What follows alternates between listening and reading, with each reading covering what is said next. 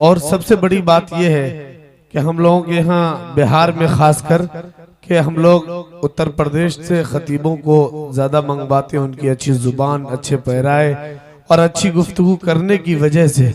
लेकिन अल्हम्दुलिल्लाह बड़ी खुशी होती है हज़रत मौलाना अब्दुल्ला सालिम साहब के साथ कई प्रोग्राम में उत्तर प्रदेश में, लखीमपुर, सीतापुर, बहराइच और इन सब इलाकों में मैं साथ रहा। बड़ी देखकर खुशी होती है हजरत मौलाना को कि बिहार के सीमांचल के खतीब को अल्हम्दुलिल्लाह इतनी इज्जत के साथ उत्तर प्रदेश के इल्मी हलकों में अल्हम्दुलिल्लाह लोग सुनते हैं। रात भी मौलाना अल्हम्दुलिल्लाह जहानागंज आजमगढ़ की बहुत मशहूर सरजमीन और बहुत मशहूर कस्बा है, वहाँ थे और आपके दरमियान आज तशरीफ लाए हैं।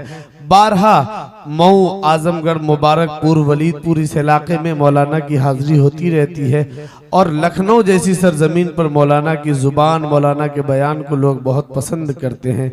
इनकी सलाहियतों को लोग उनकी इज़्ज़त अफजाई करते हैं। अभी हुक्म हुआ है कि नजमे हसन साहब को पढ़वाया जाए, इसके बाद इंशाल्लाह नजमे हसन प्रतापगढ़ी साहब को भी और अदनान प्रतापगढ़ी साहब को भी, दोनों को इंशाल्लाह कुछ अशार सुनाने का मौका दिया जाएगा और आप हजरात के ज़ौक़ के मुताबिक इंशाल्लाह दोनों को कलाम पढ़ने का मौका दिया जाएगा। जब तक आप सुनेंगे इंशाल्लाह उस वक्त तक सुनाया जाएगा। लेकिन इस वक्त क्योंकि बहुत सारे लोग वो हैं जो हजरत मौलाना अब्दुल्ला सालिम साहब चतुर्वेदी दामत बरकातुहुल आलिया को सुनने के लिए बैठे हैं, बार बार हुक्म भी हो रहा है, तो जो लोग इधर उधर बैठे हैं मुख्तलिफ किस्तों में, अगर वो जुड़कर सामने आ जाते और सामने आकर बैठते तो ज़रा हजरत मौलाना का बयान अच्छे से हो जाता और उनको गुफ्तगू करने में आसानी होती।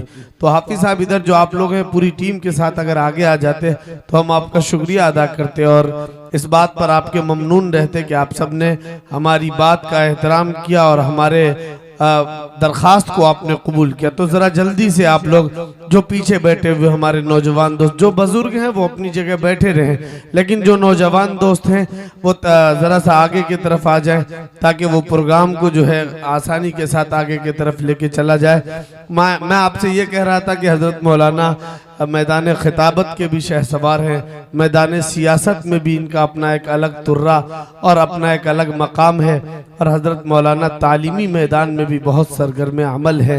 हुदा एजुकेशनल एकेडमी के शक्ल में बिहार को इस वक्त बहुत बड़ा तोहफा हजरत मौलाना ने दिया है। वहाँ छोटे छोटे बच्चे जो 3-4 क्लास में पढ़ रहे हैं वो बच्चे आपसे बहुत सलीके के साथ इंग्लिश में गुफ्तगू करते हैं। कई मरतबा मौलाना के एकेडमी में जाने का भी मुझे मौका मिला है। तो इन सब खुसूसियात के मौलाना हामिल है।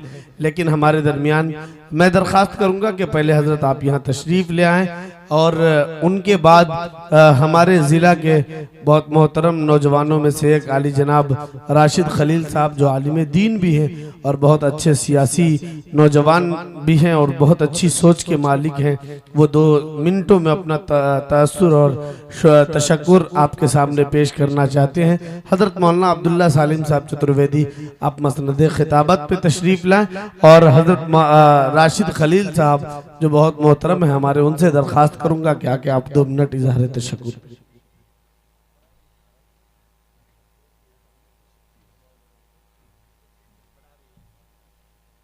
अस्सलामु अलैकुम वरहमतुल्लाहि वबरकातुहू। आज इस प्रोग्राम में शिरकत करने का मौका मिला। फ़रोग़ तालीम व इस्लाह मुआशरा कॉन्फ्रेंस इस ताल्लुक़ से इस प्रोग्राम को ऑर्गेनाइज करने में जो लोग सबक़त किए हैं उनमें इंजीनियर सैफुल्ला साहब, हसनैन अशरफ साहब, मुफ्ती शहनवाज कासमी साहब और मौलाना इजहार साहब, मौलाना शहनवाज मिफ्ताही साहब, हम इन सब का दिल से शुक्रिया अदा करते हैं। साथ ही हम ये कहना चाह रहे हैं कि मैं आपका मेहमान नहीं बल्कि मैं उन तमाम मेहमानों का मेज़बान हूँ जो यहाँ तशरीफ़ लाए, क्योंकि मैं इसी इलाके का हूँ, आपके बीच का ही हूँ। मौलाना अब्दुल्ला सालिम कमर चतुर्वेदी साहब और अदनान प्रतापगढ़ी और नजमे हसन प्रतापगढ़ी साहब का हम इस मधुबनी के सरजमीन पर इस्तकबाल करते हैं। चूँकि ये प्रोग्राम जिस मौजू से है तो मैं 2 मिनट में मुख्तसर 2-3 चीज़ों की तरफ निशानदेही करना चाहूँगा।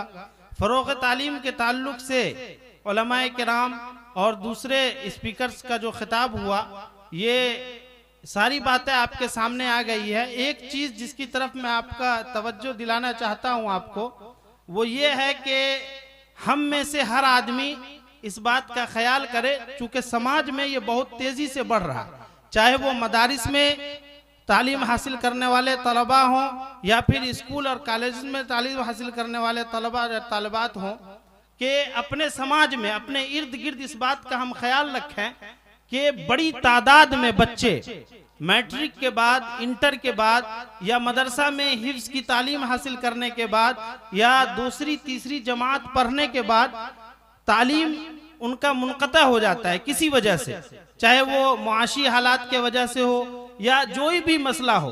तो समाज के हम जैसे, आप जैसे तमाम लोगों की जिम्मेदारी बनती है कि ड्रॉप आउट करके जो लोग तालीम के मैदान छोड़कर बाहर आ रहे हैं, हम वैसे लोगों को अपने समाज में देखें, तलाश करें और उनके साथ क्या मजबूरी है, क्या परेशानी है कि वो तालीम को छोड़ रहे हैं, हम उन पर तवज्जो दें। इसलिए कि ये भी एक बड़ा काम है और जाहिर है कि जो लोग इस फील्ड में काम कर रहे हैं, जो लोग इस फील्ड में अपनी जिम्मेदारियां निभा रहे हैं, वो तो कर ही रहे हैं, लेकिन हम लोगों की भी ये जिम्मेदारी है कि ऐसे लोग जो समाज में अगर नजर आ रहे हैं तो हम उन तक, अगर हम खुद कर सकते हैं उनकी किफालत तो हम कोशिश करें, अगर नहीं कर सकते हैं कि उनके तालीम को आगे बढ़ाया जाए तो फिर ऐसे लोगों को तलाश करें अपने इलाके में जो उनकी मदद कर सकते हैं। इसलिए कि बहुत ज़हीन बच्चे, बहुत ज़हीन बच्चे, काबिल बच्चे सिर्फ माली कमजोरी की वजह से या घर की परेशानियों की वजह से, समाजी हालात की वजह से वो तालीम मुनक़ते कर देते हैं और हम एक अच्छा इंजीनियर, अच्छा डॉक्टर, अच्छा आलिम, अच्छा हाफिज,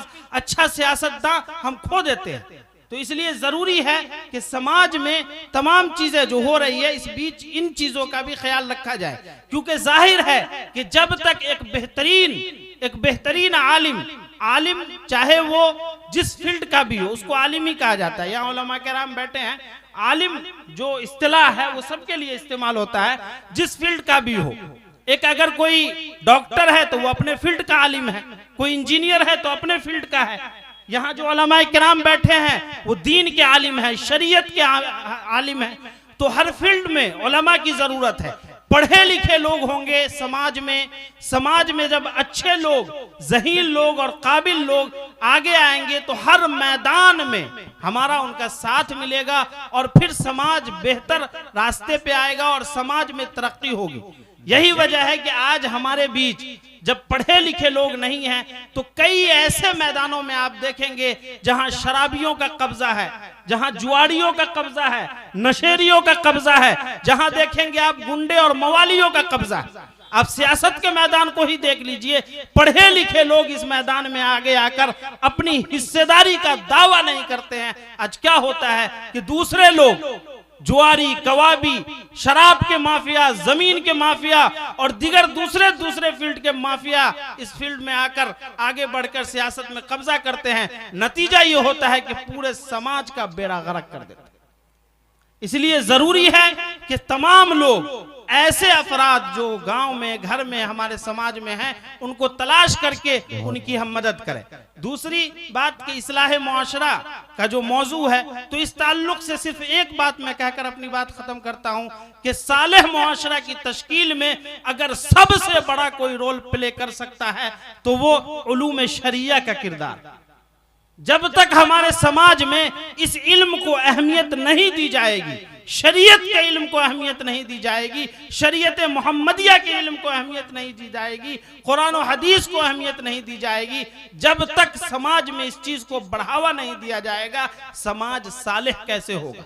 अब एक चीज आप नोट कीजिए अपने समाज में, क्या समाज में एक डॉक्टर की जितनी इज्जत है उतनी ही इज्जत एक आलिम की है?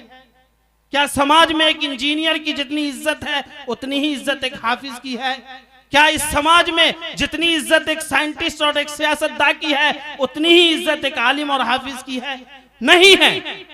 क्यों नहीं है? इसलिए नहीं है कि हम खुद भी नहीं चाहते हैं कि ये मुआशरा साले हो, हम खुद भी नहीं चाहते हैं कि ये मुआशरा और मुआशरा में पलने वाले, मुआशरा में जिंदगी गुजारने वाले लोग साले।